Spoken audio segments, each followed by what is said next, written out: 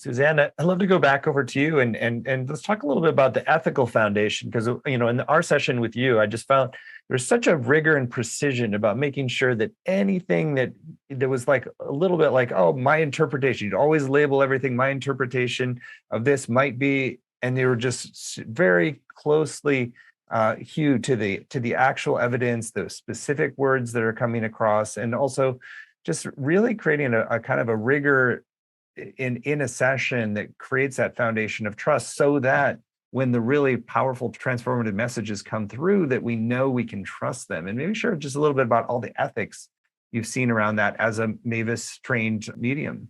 Right, Stephen. It's just like Jean just said. I learned from Mavis several key points that I have never lost, and they are the foundation of my work to this day. Even though I have my own way of doing things, it's based on these gold nuggets that I remember writing down, sitting there as I listened to Mavis and thinking, wow, I never thought of it that way. And one of them was exactly what Jean just said.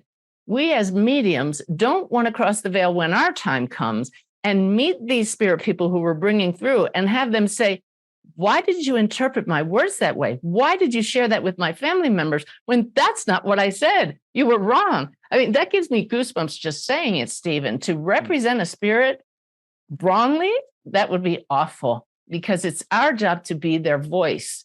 We're not here to be the therapists and the counselors. That's not what we're trained in. We're training people in this academy to be evidence-based mediums and to be the clearest possible voice for those who no longer have a physical voice.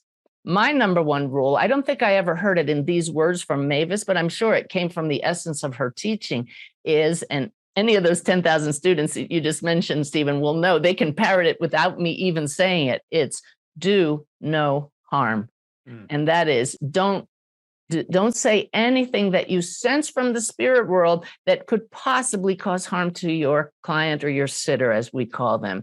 We don't have to say everything that we sense, because when we tune into a spirit, it's all here in the field, in our awareness. But we can learn to honor those across the veil, say what they're trying to say, but also make sure that what we say is not going to leave the sitter hurting any more than they're already hurting. So ethics and integrity are paramount in this work. And I know that was part of my makeup before I even learned from Mavis, but she and I are like this in that regard.